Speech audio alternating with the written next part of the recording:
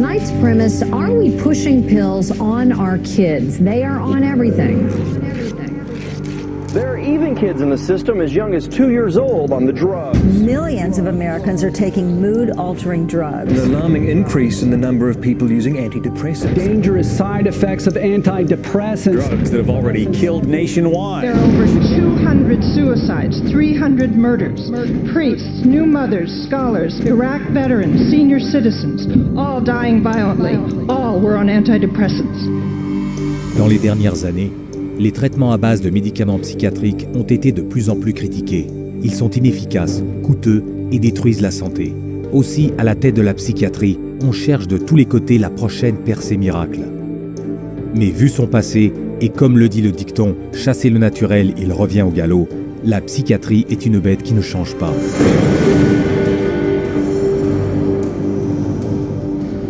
Dans les 10 premières années du XXIe siècle, le traitement psychiatrique à base de psychotropes est en difficulté.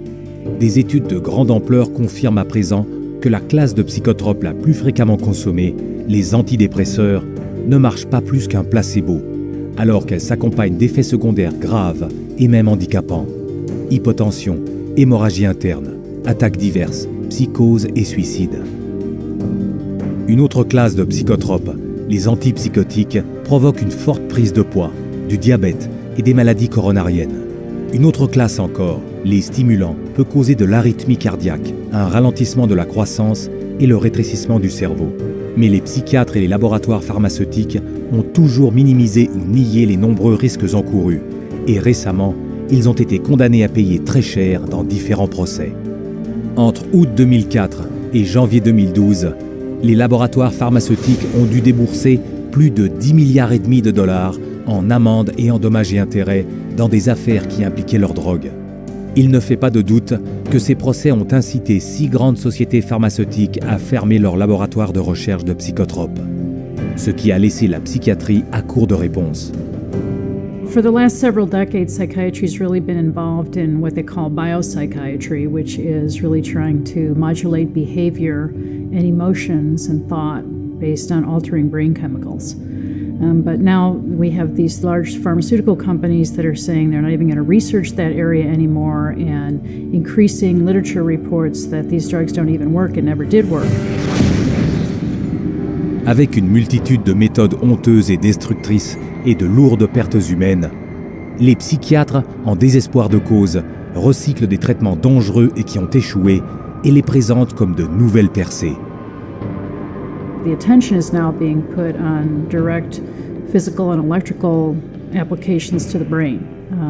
The biggest example of that, the one that there's most experience with, is electric shock.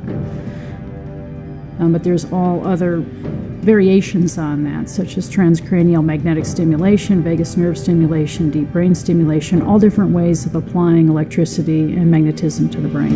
Dans la stimulation magnétique transcrânienne, le premier de ces traitements psychiatriques expérimentaux, dont le positionnement marketing est en train de se faire, le psychiatre envoie de puissantes ondes électromagnétiques directement à travers le cerveau.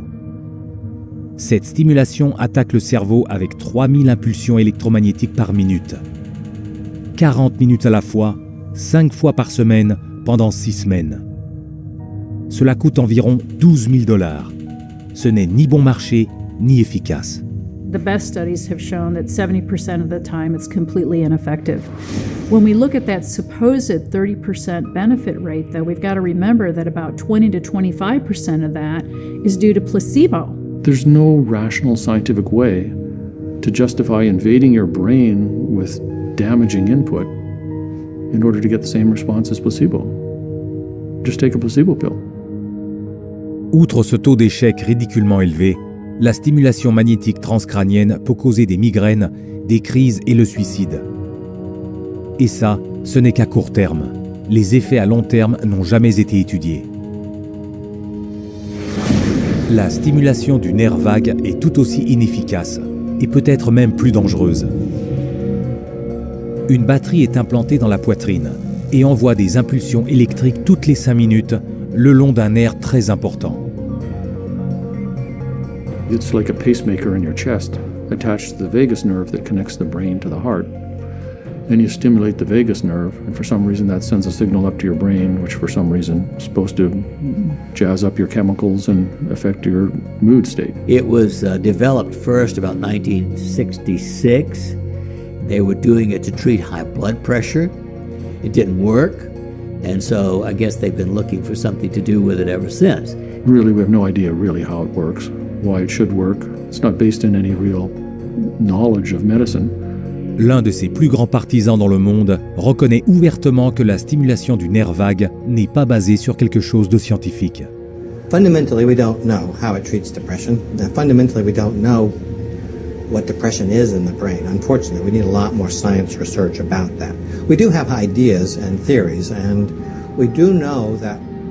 Bien que ses plus grands défenseurs admettent ne rien savoir sur ce qu'ils font, les psychiatres qui pratiquent la stimulation du nerf vague soumettent leurs patients à des effets secondaires importants. Problèmes de cou, de respiration, de déglutition et des problèmes cardiaques qui menacent la vie du patient. Sans parler du taux d'échec exorbitant et du coût qui va de 10 à 25 000 $. Mais le traitement psychiatrique le plus désespéré de tous, c'est probablement la stimulation profonde du cerveau. Là, des fils électriques sont implantés profondément dans le cerveau, lequel sera alors bombardé de chocs électriques émis par une batterie greffée dans la région de la clavicule. La psychiatrie travaille sur la stimulation profonde du cerveau depuis le début des années 50. En effet, déjà à l'époque, un psychiatre de la CIA, Robert Heath, utilisait cette procédure lors d'expériences sur le contrôle du comportement humain. Cette procédure, qui a été un échec tout du long, a maintenant été mise à jour et présentée comme un autre remède miracle. Without a doubt, when you put an electrode in the brain and you constantly administer electricity, there is a physiological change that occurs on a continual basis. That's why this electrode is put in the brain. But we don't know what the effects are in the long run. We know some of the shorter-term mental effects that happen relatively soon after the wire's been put in include personality changes, inability to have executive function, which means cannot make plans for the future, cannot make decisions for themselves, change in personality. Criminal behavior has been seen after implantation of a brain wire. Même les partisans de la stimulation profonde du cerveau confessent que c'est une procédure sérieuse et potentiellement risquée, et très expérimentale, qui a notamment comme effet secondaire infection cérébrale, insomnie, délire, saignement dans le cerveau et un taux de suicide 400 fois plus élevé. These statistics for suicide with deep brain stimulation are the worst suicide rates that we've ever seen from any procedure or treatment or medication or operation of any kind that's ever been devised. Mais même si les risques pour le patient sont effrayants et importants, la stimulation profonde du cerveau fait beaucoup d'argent pour les psychiatres, qui empochent environ 30 000 $ par opération. You see, this is what concerns me about some of these new techniques, whether they're electrical or chemical. They still do not address the problems that cause the person to be depressed in the first place. Malgré ce manque étonnant de réussite et une liste horrible d'effets secondaires, les psychiatres et les psychologues, qui ont les liens financiers les plus importants avec l'industrie, donnent leur soutien professionnel à ce soi-disant marché de la neurostimulation. Et ainsi, leur revenu augmente d'environ 20% chaque année. It looks to me like it's just the same story going over and over and over and over.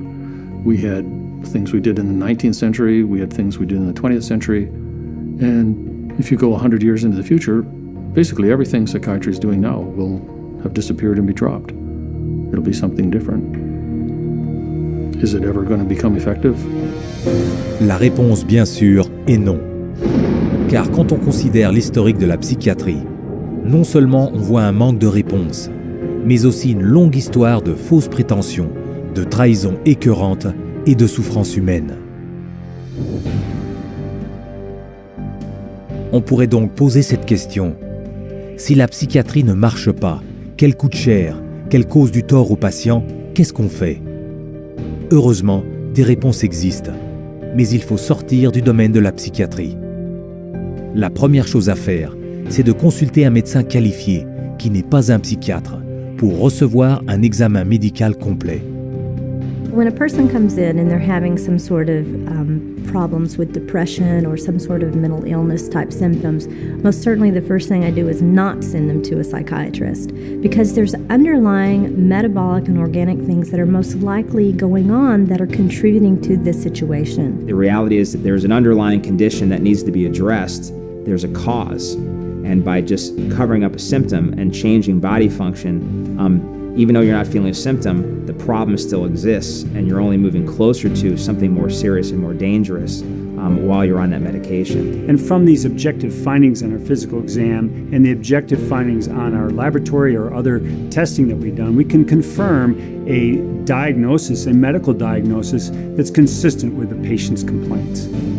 Une étude a révélé que 58% des patients psychiatriques souffraient de maladies physiques sous-jacentes. Des maladies médicalement quantifiables qui peuvent être détectées et confirmées avec un examen en laboratoire. There is nothing to lose by looking at alternatives, whether that's behavioural management or dietary intervention or perhaps looking at toxicity in the environment. Where is the problem with going along that route? Do your own research. Don't just accept what a doctor says or what he offers you in the office. Get informed. Know what's out there. Know what's going on. Watch some of the videos, read some of the literature, and determine for yourself what's true and what isn't. Se tenir au courant et prendre soin de votre santé est le moyen de vous assurer qu'à l'avenir, vous soyez bien physiquement et mentalement.